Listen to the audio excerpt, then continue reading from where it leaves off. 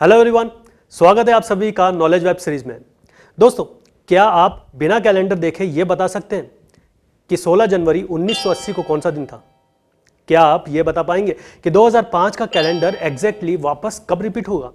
अगर आपसे पूछा जाए कि एक पर्सन जो अपना बर्थडे 29 फरवरी 1896 को मनाता है, तो अपना नेक्स्ट बर्थडे कब मनाएगा? अगर आपका जवाब है कि वो अपना बर्थडे 29 फरवरी 1900 को मनाएगा, तो ये गलत होगा। कुछ इसी तरह के सवाल आपके मैक्सिमम कॉम्पिटिटिव एग्जाम्स में पूछे जाते हैं और हमारे आज के इस एपिसोड में हम कुछ ऐसे ही सवालों को देखने वाले हैं और मैं आपको बताऊंगा कि किस तरह से हम एक शॉर्ट ट्रिक मेथड से ऐसे क्वेश्चंस को इजीली आंसर कर सकते हैं। यानी कि एक शॉर्ट ट्रिक मेथड जिससे आप किसी भी डेट का डे इजीली फाइंड आउट कर सकते हैं, फिर चाहे वो डेट कितनी भी साल पुरानी हो या कितनी भी साल आगे की हो। इन सवालों का जवाब आपको हमारे एपिसोड में मिल जाएंगे। तो आइए स्टार्ट करते हैं हमारा आज का एपिसोड, जिसका नाम है कैलेंडर। कैलेंडर को समझने के लिए हमें सबसे पहले इसके 7 बेसिक पॉइंट्स को अच्छे से समझना होगा, क्योंकि इन्हीं बेसिक कॉन्सेप्ट से हम क्वेश्चंस को बहुत इजीली सॉल्व कर सकते हैं। तो इसमें 7 बेसिक पॉइंट्स कौन कौन से हैं?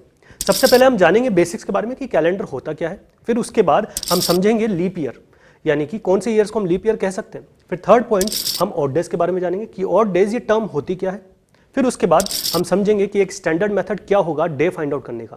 फिर मैं आपको एक शॉर्ट ट्रिक मेथड बताऊंगा जिसमें हम डे फाइंड आउट कर सकते हैं। और फिर उसके बाद हम पढ़ेंगे repetition of month in same year के बारे में और फिर रिपीटेशन ऑफ ईयर के बारे में। तो इन 7 पॉइंट्स को हम कवर करेंगे हमारे कैलेंडर के एपिसोड में। तो सबसे पहले हम स्टार्ट करते हैं हमारा पहला पॉइंट, बेसिक्स। कैलेंडर के अंदर 2 टाइप के ईयर होते हैं, एक नॉर्मल और एक लीप ईयर।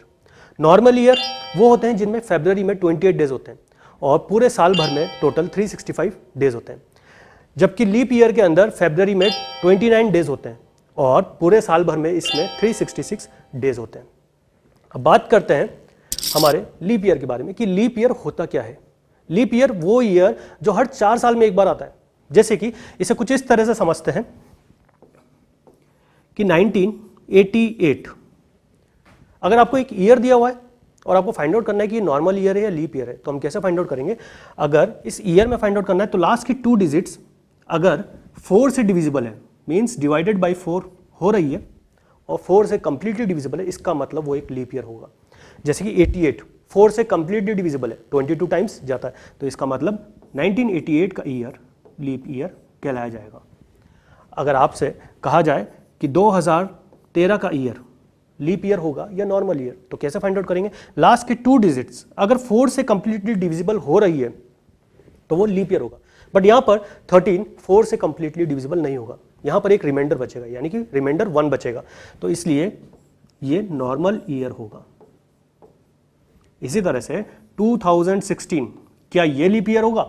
यस होगा, क्योंकि ये पूरा यानी कि लास्ट की 2 डिजिट्स अगर 4 से डिविजिबल है तो इसका मतलब ये एक लीप ईयर होगा। अगर कहा जाए कि 2019 क्या ये लीप ईयर होगा या नॉर्मल ईयर होगा? 4 की टेबल में नहीं आता, यानी कि लास्ट की 2 डिजिट्स 4 की टेबल में नहीं आती, यानी कि 4 से डिविजिबल नहीं हो रही, इसका मतलब ये एक नॉर्मल ईयर होगा।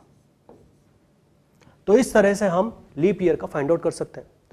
लेकिन क्या हर केस में हम 4 से डिवाइड करेंगे तो हमें मालूम पड़ जाएगा कि वो लीप ईयर है नॉर्मल ईयर? नहीं, ऐसा इसलिए क्योंकि सेंचुरीज के केस में हमें इसे 400 से डिवाइड करना होगा। जैसे कि अगर आपसे कहा जाए 1900 एक सेंचुरी है, तो ये लीप ईयर होगा या नॉर्मल ईयर होगा? इसको फाइंड आउट करने के लिए हम इसे 400 से डिवाइड करेंगे। अगर ये 400 से कंप्लीटली डिविजिबल है तो ये लीप ईयर होगा, लेकिन 1900 400 से कंप्लीटली डिविजिबल नहीं होगा, तो इसका मतलब ये नॉर्मल ईयर होगा। बात करते हैं 2000, ये लीप ईयर होगा या नॉर्मल ईयर? अब क्योंकि 2000 का ईयर जो है वो 400 से कंप्लीटली डिविजिबल है, इसका मतलब ये एक लीप ईयर होगा। 2200 की सेंचुरी, इसको पता करने के लिए वापस से 400 से हम डिवाइड करेंगे, लेकिन 400 से ये कंप्लीटली डिविजिबल नहीं होगा, इसका मतलब कुछ रिमाइंडर बचेगा। अगर कुछ रिमाइंडर बच रहा है तो ये एक नॉर्मल ईयर है, और अगर रिमाइंडर नहीं बचता है तो वो एक लीप ईयर होगा। जैसे कि अगर 2400 की हम सेंचुरी की बात करें तो इस समय क्या होगा? ये 400 से कंप्लीटली डिविजिबल है, इसका मतलब ये एक लीप ईयर होगा। तो इस तरह से हम लीप ईयर और नॉर्मल ईयर फाइंड आउट कर सकते हैं।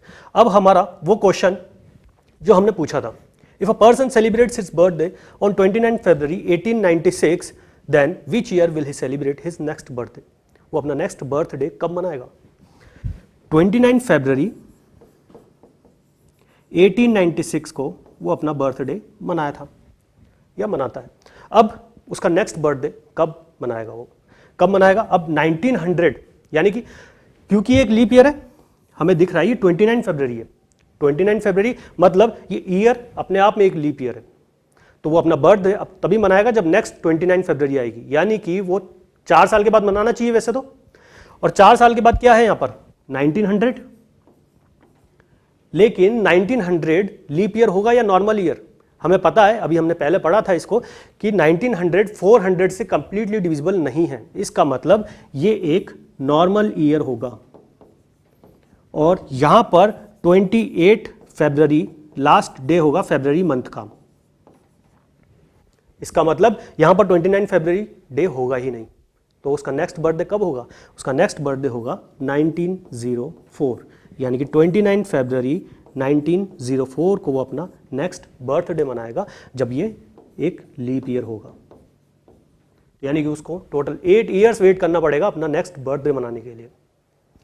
तो इस तरह से हम समझ सकते हैं कि नॉर्मल ईयर क्या है और लीप ईयर क्या है। नेक्स्ट वीडियो में मैं आपको बताऊंगा कि हम किस तरह से ऑड डेज फाइंड आउट कर सकते हैं और एक स्टैंडर्ड मेथड क्या होगा किसी भी डे को फाइंड आउट करने के लिए। तो आज के लिए बस इतना ही, तब तक के लिए देखते रहिए नॉलेज वेब सीरीज।